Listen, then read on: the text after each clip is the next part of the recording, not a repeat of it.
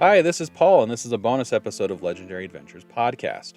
While preparing for this season of the podcast, I found so many little interesting tidbits that I wanted to include them in some sort of bonus episode because they honestly felt a little in the weeds and tangential to the main episodes.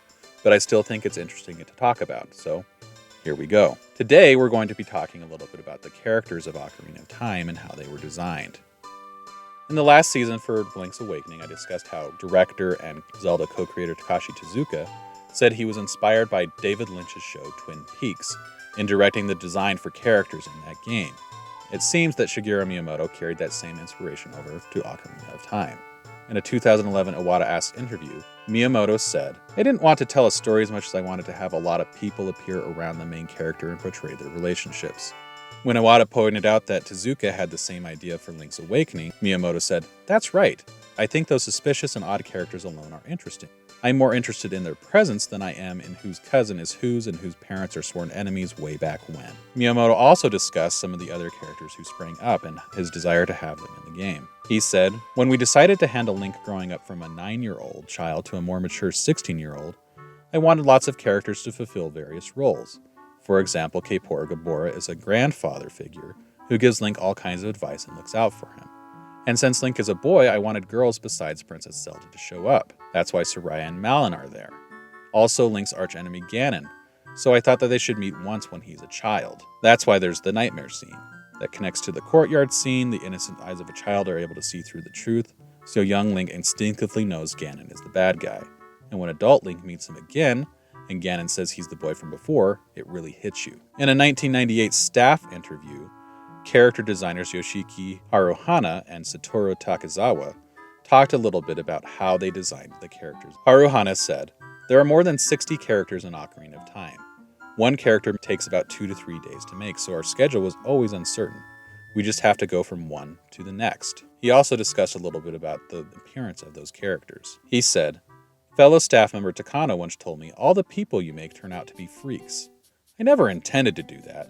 My response is always, 'Oh, is that so?'" He laughed. For example, Dampé the Gravekeeper is a hunchback, right? In Kakariko Village, there's a guy sitting by himself on top of a house.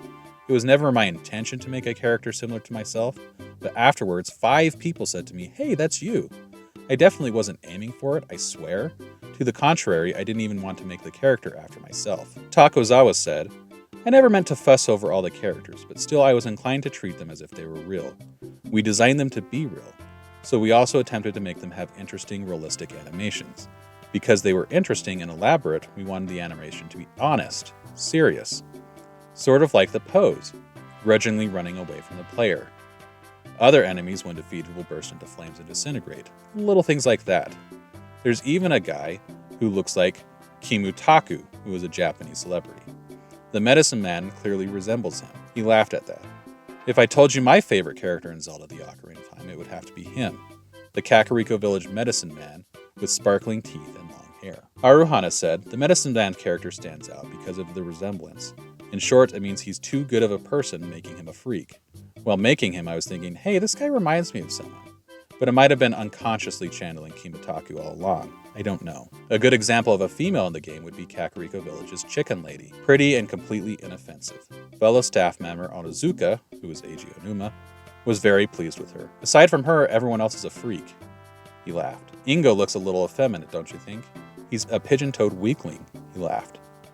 "I'm happy that there were people who noticed the pigeon toes. It's a little unkind, but because he's weak inside, him being pigeon toes cast a bit of a weak image." Another example would be the bean seller who resides in Zora's River eating beans. Dampé, who I mentioned before, the Gravekeeper, and the Magic Medicine Shop's grandmother. Those 3 are the cutest examples in my opinion. Anyway, just some interesting quotes on the character design of the Legend of Zelda Ocarina of Time. I hope you enjoyed this bonus episode. I am Paul Riley, and I will talk to you later.